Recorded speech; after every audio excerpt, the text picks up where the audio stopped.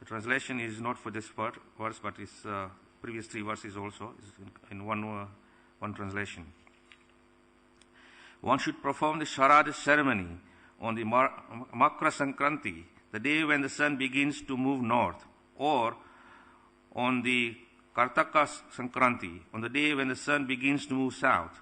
One should also perform this ceremony on the Mesa Sankranti day and the Tula Sankranti day, in a yoga named Vyatipata. On that day in which 3 lunar tithis are conjunct, during the eclipse of either the moon or the sun on the 12th lunar day and in the Shravana nakshatra. One should perform this ceremony on the Akshatirtha day, on the 9th lunar day of the bright fortnight of the month of Kartika, on the 4th Ashtakas in the winter seasons and cool seasons, on the 7th lunar day of the bright fortnight of the month of Megha, during the conjunction of Megha Nakshatra and the full moon day, on the days when the moon is completely full or not quite completely full, when these days are conjunct with the nakshatras from which the names of certain months are derived. One should also perform the Sarada ceremony on the 12th lunar day when it is in conjunction with any of the nakshatras named Anuradha, Shravana, Uttara Falguni, Uttara Shraddha, or Uttara Brihadpada. Again, one should perform this ceremony when the 11th lunar day is in conjunction with either Uttaran Falguni or Uttaran Shraddha or Uttaran Brihadpad. Finally, one should perform this ceremony on the days conjunct with one's own birth star, Janma Nakshatra, or with the Shravana Nakshatra. Purport by His Divine Grace, Srila Prabhupada. The word Ayana means path or going. The 6 months when the sun moves towards the north are called Uttarayana, or the northern path, and the 6 months when it moves south are called Dakshinayana, or the southern path. These are mentioned in the Bhagavad Gita 8:24-25. The first day when the sun begins to move north and enters the zodiacal sign of Capricorn is called Makra Sankranti. The first day when the sun begins to move south and enters into the sign of Cancer is called Karkatra Sankranti. On these 2 days of the year, one should perform the Sarada ceremony. Visuva or Visuva Sankranti means Mesa Sankranti. On the day on which the sun enters the sign of Aries, Tula Sankranti is the day on which the sun enters into the sign of Libra. Both of these days occur only once within a year. The word yoga refers to certain relationship between the sun and the moon as they move in the sky. There are 27 different degrees of yogas, of which the 17th is called Vyatipata. On the day when this occurs, one should perform the Sarada ceremony. A tithi or a lunar day consists of the distance between the longitude of the sun and that of the moon. Sometimes a tithi is less than 24 hours when it starts after sunrise on a certain day and ends before sunrise on the following day. The previous tithi and the following tithis both touch the 24-hour day between the sunrises. This is called Trayasparsa, or a day touched by some portion of the 3 tithis. Srila Jiva Goswami has given quotations from many shastras stating that the Sarada ceremony of oblations to the forefathers should not be performed on Ekadashi Tithi. When the Tithi of the death anniversary falls on the Ekadashi day, the Sarada ceremony should be held not on Ekadashi but on the next day, or Dwadashi. In the Brahma Vaivarta Purana it is said, Ye kruvanti mahipada pala shraddhavam chaksadashi dine trayaste narkam yanti data bhokta cha praveka. If one performs Sarada ceremony of oblations to the forefathers on the Kadashi Tithi, then the performer, the forefathers for whom the Sarada is observed, and the Prohit or the family priest who encourages the ceremony all go to hell. Om Jnanatirminandasya Jnananjana Salakaya Chakshuzunmitam Yena Tasmai Sri Guruve Namaha Vanchakalpatrubhyascha Kripa Sindhu Vyecha Patitanam Pavnebhyo Vaishnavyo Namo Namaha Jai Sri Krishna Chaitanya Prabhu Nityananda Sri Advaita Gadadhar Sivasadi Gaur Bhakta Vrinda Hare Krishna Krishna Krishna Hare Hare Hare Rama Rama Rama Hare Hare. I personally don't understand what is going on here. I wonder if you understood what's going on here. Plus the chapter is entitled The Ideal Family Life, which I don't think I'm qualified to speak on because I have not entered the family life. So it is difficult to speak on his subject matter. Nonetheless, here Prabhupada is explaining in this particular chapter, which is entitled The Ideal Family Life, that there are certain duties one must observe. And the Sarada ceremony is one of those samskaras which one has to perform after the departure of one's near and dear one. So in our Vedic tradition, generally, it is performed by the eldest son for the departed father and mother. But here it says it must be also performed for 4 fathers. And all the ceremonies of Sarada are supposed to be observed at a particular conjunction of tithis which are auspicious for those particular ceremonies, so that the 4 fathers would benefit from observing this Sarada ceremony or the oblations. And these oblations are performed to relieve them from any difficulties they may be facing in a particular life they have got after their departure. Unless and until one departs his body or her body with remembrance of the Supreme Lord, just as it says in Bhagavad Gita, that if one leaves their body remembering the Supreme Lord, then surely they will come to the abode of the Supreme Lord. So once you enter the abode of the Supreme Lord, then obviously there is no need for performing Sarada for that person, because that person is not taking rebirth in the material world.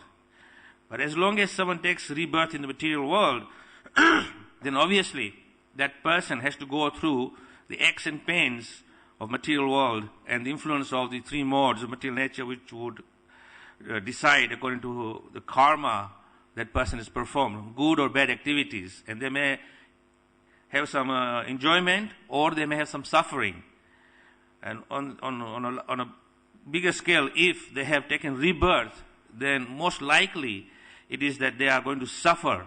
Even if you have done pious deeds, which would accumulate in you enjoying some happiness in the material world. But nonetheless, even this so-called happiness in the material world is going to be the cause of your suffering. So even happiness in the material world is not a very good thing, because it will also bring unhappiness to you. It is not going to free you from suffering. I can give you one example, that a very wealthy man in India, he spent over $1 billion to build a very posh apartment building for himself, many stories, and he was just husband, wife, and a couple of kids, I suppose. And he is a very seriously rich man in this material world, in material context. And one would think, money, you can buy everything what you want. He has got a wonderful building he has built, but he made a slight mistake in not consulting the Vastu. So his Prohit or his priest, family priest, told him that according to Vastu, this building which you have built may be very nicely constructed with all the modes and cons and facilities which would be considered that it will bring you reasonable comfort to the body, is not going to be good for you, because as soon as you move in that house and live there, it is going to bring you tremendous unhappiness. So one would think that, all these things are there, all these facilities, money, and still it's not going to bring happiness to him. He's a proud owner of the building. He's got something like, I think, 70 people employed to look after the building, clean and take care of the building, but he can't stay there. So even in, if your pious deeds are there, and through your pious deeds in the next life, you are born in a very rich family, Suchinam Snimatam Gehe, a very aristocratic, very wealthy family, still it is not guaranteed that you will bring happiness. It will be because of your suffering. Similarly, there are many examples one can cite in the material world, that those people who, out of their good fortune, have been blessed by tremendous wealth, good health, and everything, but still they are suffering. So everyone in this material world is basically going to suffer. So this Sarada ceremony basically is performed to free us from this kind of suffering or further suffering. And one would then, through the auspicious ceremonies performed, if they're done correctly, they would get a better birth in a good devotee family where all auspiciousness is there, and also you will get opportunity to engage in the service of the Supreme Lord. Because ultimately, the goal of human life is to worship the Supreme Lord and free yourself from the bondage of this material world. This is the conclusion of Bhagavad Gita. This is the conclusion of the scriptures. All the great saintly persons are promoting that the only business a human being is supposed to do is inquire into the subject matter of the Supreme Lord, Athato Brahma Jignasha, nothing else. And if you are onto that platform, then obviously you would make advancement in spiritual journey and free yourself from this repeated birth and death. But unless until you get to that point, it is very difficult. But some of us, by some divine good fortune, we have got opportunity to come to Krishna consciousness. And by coming to Krishna consciousness, the Supreme Lord has actually blessed us to be freed from repeated birth and death. So when we come to Krishna consciousness, we have been taught the art of devotional service and just perform service for the pleasure of the Supreme Lord. And if that is done properly, then everything else automatically becomes perfect. Because if the Supreme Lord is fully satisfied, then everything is satisfied in the universe. Prabhupada gives the example of the tree. When the tree is watered properly at the roots, then the whole tree is nourished and satisfied. There is not a part of the tree is suffering from lack of water or nutrients which comes from the earth. Everything is satisfied, and the tree is very healthy and is bountifully giving fruits. But if the tree is not properly nourished through the roots, then obviously that tree is going to find some difficulty in surviving. So similarly, when the Supreme Lord, who is the object of the Supreme Yagya, all Yagyas are meant for the satisfaction of the Supreme Lord, if it's performed properly, then the whole universe is properly in balance, and all bountiful requirement for one's necessity are provided. This we can understand from the story of Prithu Maharaj. When King Vena was enthroned as the king, he became very, very powerful, and because of his powerful position, he lost all good intelligence, and he started performing many atrocities upon the citizens, and he stopped the performance of yagyas. And because of that, it is mentioned in the Bhagavatam that the earth was not satisfied by this kind of behavior, so it withheld all the necessities of one's life for existence. And the sages at that time saw that this is not a very good situation for the human society, because if you are not provided with your basic necessities, then obviously you're going to be struggling and suffering. What is the basic necessity we require? Is little food for sustenance, some clothing to cover your body, according to the seasons, warm or cold season, and you need a roof over your head. These are basic necessities. But even if you are deprived of these basic necessities, then you will be suffering greatly. Even in the best of times, if you are provided with these basic necessities, food, clothing, and shelter, still you are suffering. So what to speak of when you are not provided by these things? So when the sages saw that the citizens were suffering and they could not perform their devotional activities because of so many disturbance, then through their powers, they killed King Vena and churned his body, and from his body, all the impurities came out. And after the impurities, the Supreme Personal Godhead in the form of Prithu Maharaj emerged. And it is mentioned in that part of Bhagavatam that when Prithu Maharaj came and was enthroned on the throne of the country, he immediately began to perform all kinds of yagyas to satisfy the Supreme Lord.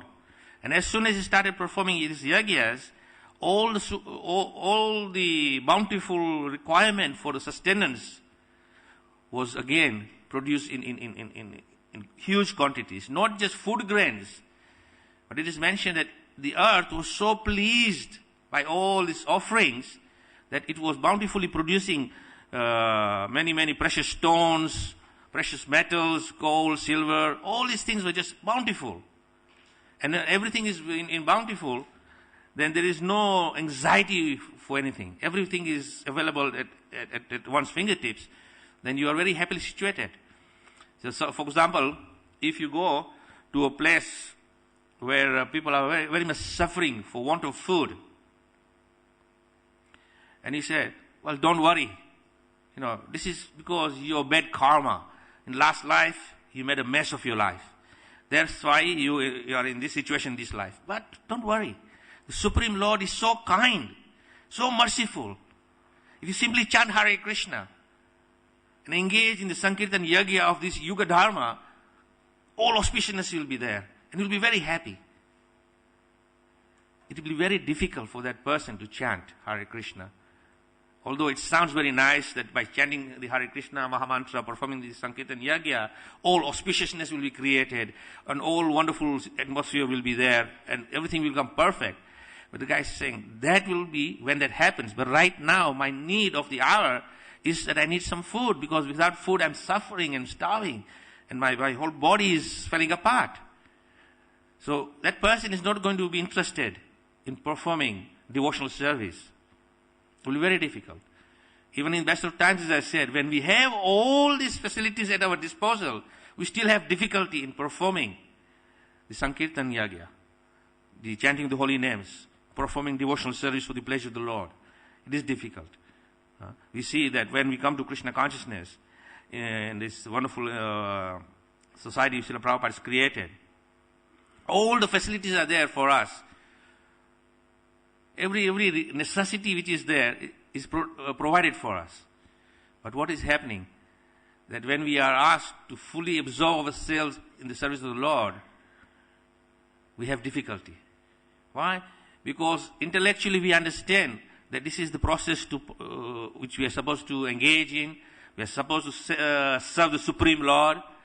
For His pleasure, we are supposed to do everything and offer to Him. But at the back of the mind, we are thinking, but what about me? If I give everything to Krishna, do everything for Krishna, what am I going to get out of this? I'm not enjoying the pleasures. So, of course, Krishna is taking care of us. He's giving us very nice place to stay. He's giving us sufficient clothing. He's giving sufficient prasadam. But we are not satisfied.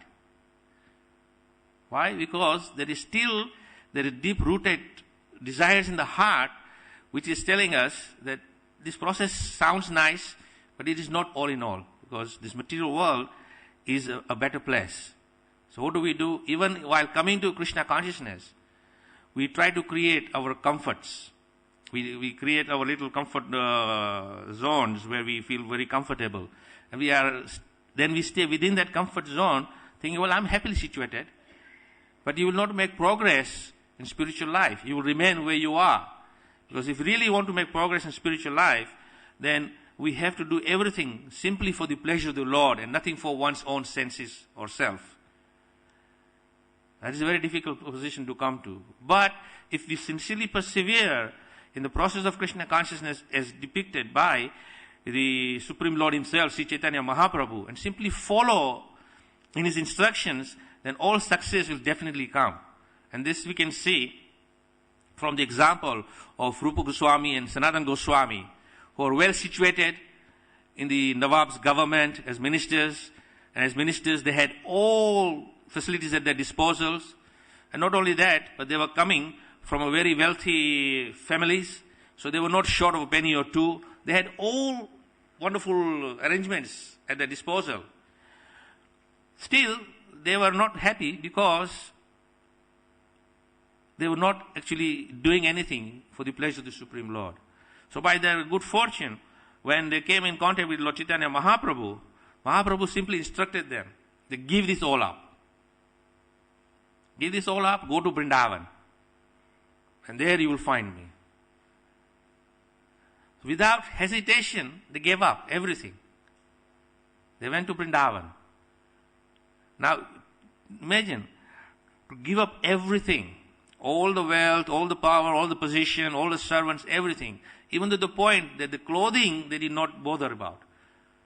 Even though the fine silk clothing, all that abandoned it. And they were simply wearing a small cloth, piece of loin cloth, which was generally discarded after cremation ceremony. After the dead body, just before cremation, is covered with a piece of white cloth, which is discarded after the cremation.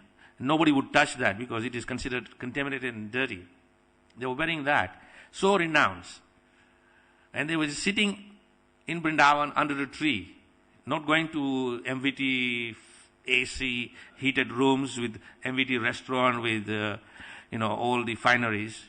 None of this. Just a forest sitting under a tree, and simply following the instruction of the Supreme Lord. And Supreme Lord's mercy was bestowed upon them that they were so self-satisfied, sitting under a tree, chanting the holy names of the Lord. And as they were chanting the holy names of the Lord, Krishna is revealing wonderful, beautiful pastimes in their heart. And when they are seeing these wonderful leelas manifesting their heart, they will all write it down. And why they are writing this down? Not that they would forget sometimes down the road. But it was for the benefit of mankind, that they would then get access to these wonderful pastimes of the Lord and be encouraged and be purified in their hearts, so that they can also become attracted to the Lord's feet of the Lord. The point I'm trying to make here is that the Sanatana Goswami, Rupa Goswami were completely doing everything simply for the pleasure of the Lord. They were not concerned for their own well-being. They did not concern that, this is a forest, let me create kind of a fence barrier so that the wild animals will not come and attack me or disturb me. Or let me just make kind of a roof with straw and twigs and everything available locally there, so that I have a shelter to shed myself. Simply sitting under a tree and just completely absorbed in the holy names of the Lord, simply for the pleasure of the Lord. That was their only business. They even were not concerned for their sustenance, for eating anything. They would simply, if someone brought something to them, they would accept it. Otherwise, they would just completely absorbed in the holy names of the Lord. And the Lord is not sitting there in his transcendental Goloka and thinking, well, these are my wonderful devotees performing so much austerities. He was so concerned for their well-being that he would come there as a small young boy in disguise and bring them chanda, butter, milk, yogurt, and feed them. And because it is coming directly from the Supreme Lord, even a little butter, little milk would be sufficient to nourish the whole body. And they would be completely satisfied. And there's no need for any want for food or some palatable food stuff, anything. And they were continuing this service. And as they were doing that, and worshipping their beautiful deities, Govindji, Rupa Goswami, Madan Mohanji, worshipped by Sanatana Goswami. And Sanatana Goswami was worshipping Madan Mohanji every day under a tree. And after worshipping, he would put the deity on the tree. And then if someone, bring some flower as a dakshina offering, he would take the flower and Yamuna water, make a little dough, cook it on a little firewood and offer it to Madan Mohanji. Whatever he had, he was simply doing for the pleasure of the Lord. He was not concerned for himself. Even to the point where when we see hear the pastime of Sanatana Goswami, where a wealthy merchant is offering him to build a temple. He said, I don't need anything. But my Madan Mohan, he has to put up with me on the tree. If he can build something for him, it will be very nice. So they built a very beautiful temple for Madan Mohan. And even if today when you go and see this beautiful temple, it's designed specifically for the service and glorification of the Supreme Lord, Sri Sri Madan Mohanji. But you will not find anywhere in that complex building a quarters for Sanatana Goswami. He did not build himself a room in that building. He did not build anything in there. That is, he still continues staying under a tree. But he would opulently worship the Lord. And because the beautiful temple is built, many pilgrims are coming to offer many gifts to the Lord. He would use everything for the service to the Lord, but nothing for himself. So this is the real spirit of understanding full dependence on Krishna. In fact, in the next verse, Prabhupada, and then also previous verses, Prabhupada has mentioned that it is the duty of the Grihastha to fully depend on Vasudeva, Krishna, the Supreme Personality of Godhead. Now, of course, this is because this particular chapter is dealing with the householders, so it's mentioned about householder. But then the previous chapters also it is mentioned the duty of a brahmachari, the duty of a sannyasi, and duty of a vanaprastha. And now we are studying the duty of a grihastha. All this is applicable to all of us, regardless of which ashram we belong to. Whether we belong to brahmachari ashram, or we are in a grihastha ashram, or we are in a vanaprastha ashram, or we are in a sannyasa ashram. This surrender process and full dependence on the Supreme Lord is applicable to all ashrams. Not that some ashrams have to be more dependent on Krishna than the others. Every single living entity must be fully dependent on Krishna for his needs. And if you're following that, then all success will come in our devotional progress and our devotional journey. And as we make our advancement in devotional journey, the more and more we'll become attached to the Supreme Lord. And as we become more and more attached to the Supreme Lord, then the material world will become less and less attractive to us, to the point that the material world has no effect on us. Even if someone comes and offers you most wonderful facilities in the material world, it will not be of any interest to you, because your mind is simply fixed in serving the Supreme Lord, and you find pleasure in attraction of the Supreme Lord. We've been practicing Krishna consciousness for such a long time. We come in here in the temple room and we look at the beautiful forms of Radha Gokulananda. And for a short time we are satisfied that yes, the Lord is looking very beautiful today. But we go back into our own routine and then try to satisfy the senses. So we still haven't understood the real spirit of devotional service. So actually, if we really want to progress in our spiritual life, then we have to perform devotional service at the highest level. But unfortunately, because we are not on that highest level of understanding, at least in real practice, in theory we may understand. So we have to perform all these rules and regulations pertaining to our lives. So it will lead us to that highest platform. So that is why here in this particular chapter, very elaborately, Prabhupada is explaining in his purport all about different tithis, different timings of performing the oblation ceremonies, which is supposed to be performed by all householders. And this is not just for the deliverance of the forefathers, but also for their own well-being. Because who are they offering this oblation to? They're offering this oblation to the Supreme Lord. So, in other words, the ceremonies are designed in such a way that every aspect of your life you're supposed to offer worship to the Supreme Lord. Even the Sarada ceremony is supposed to be done for the pleasure of the Supreme Lord. So anything you do for the pleasure of the Supreme Lord will definitely make purification of the heart. And the purification of the heart takes place, then our attraction becomes more and more stronger to the Supreme Lord. So in other words, all these sanskaras are supposed to be performed simply for that basis, and no other reasons. So it is very, very serious business to take to Krishna consciousness. It is not that simply, we come to the ashram, join the ashram, and thinking, okay, I'm doing all right, following the process of Krishna consciousness. But one must make advancement. If you are simply following but not making advancement, then there is something wrong in our execution. Because every day we should be getting more and more closer to Krishna. We should be feeling more and more connected with Krishna. Just like the example Prabhupada gives of a silver utensil.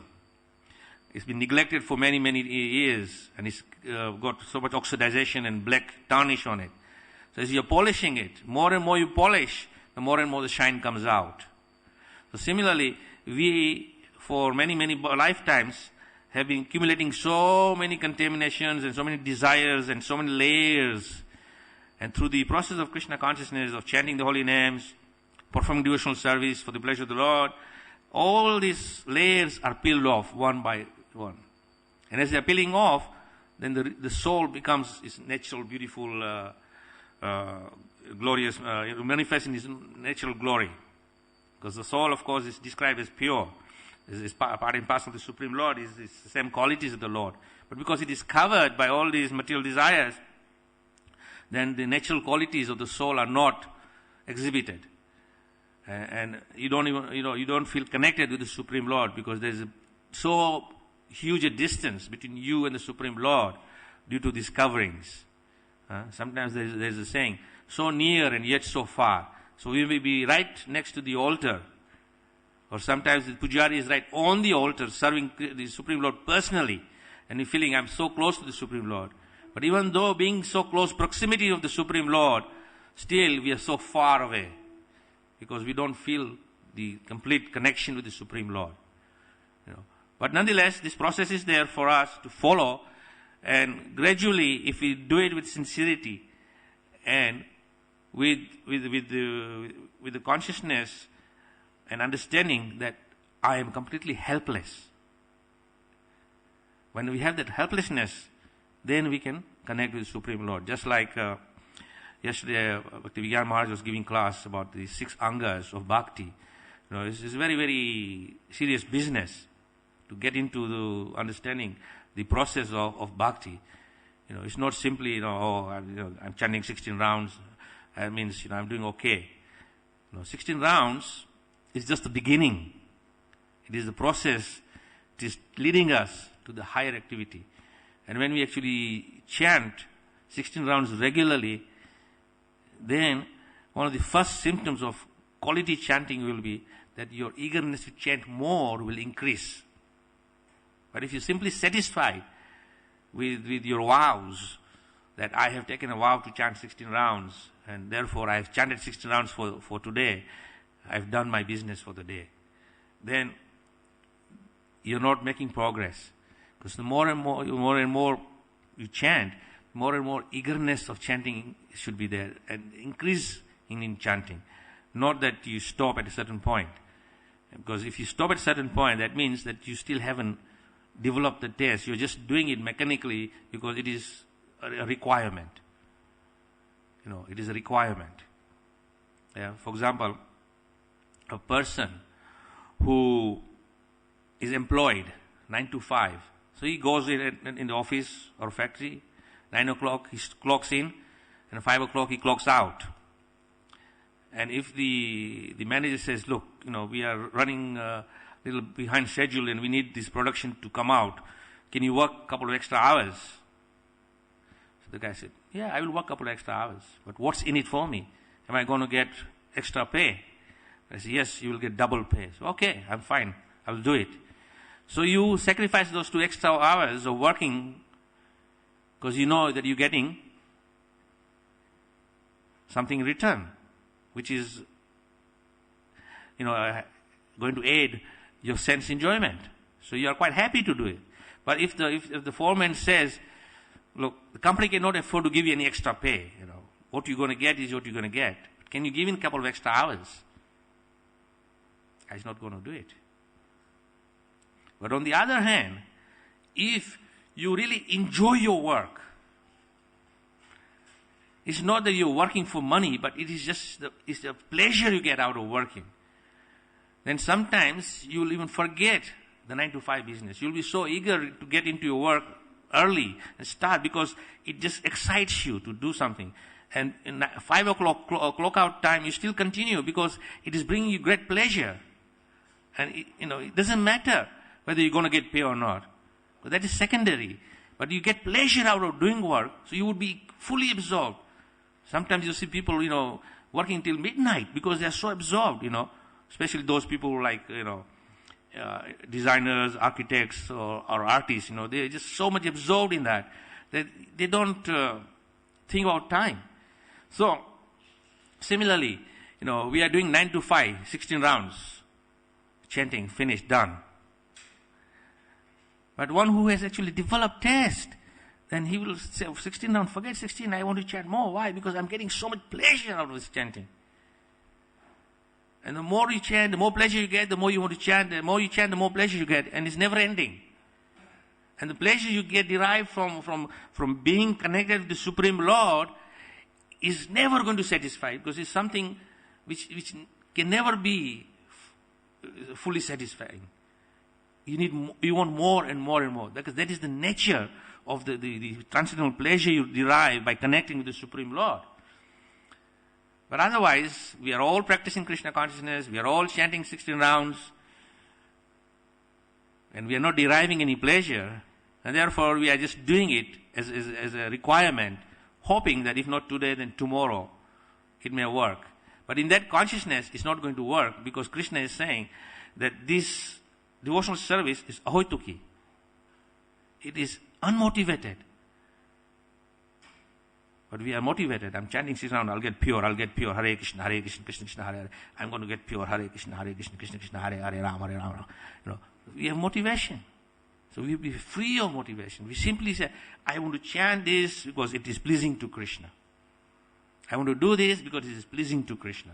And if you do that, then all success will come in your spiritual endeavors. And if we come to that platform, on that consciousness, that understanding of execution devotional service, then all these rules and regulations which are mentioned here, one must perform for spiritual advancement, we are exempted from.